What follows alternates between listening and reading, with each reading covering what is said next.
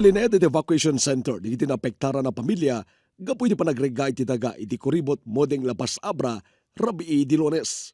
Tinukal ang gobyerno, iti panangidaulo ni Mayor Nina Bernos, tinakatutok iti sitwasyon. Malaksit ka di tulong anay paay.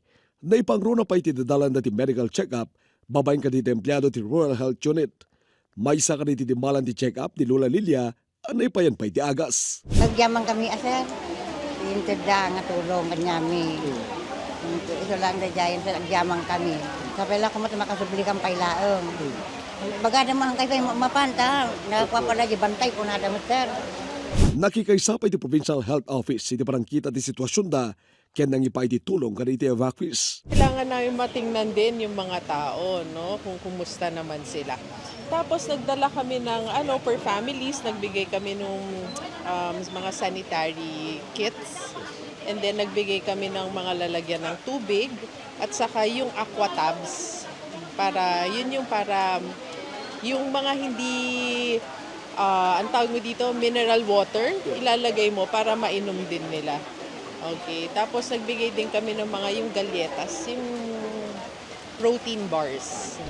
Imo nang inyos at met ti DPWH inspeksyon iti lugar, kas kinid daw ni Kong J.B. Bernos. Jam tayo na po just awan ti natay, da animal laing di natay ta di mo tinapurwan di linong ti baka.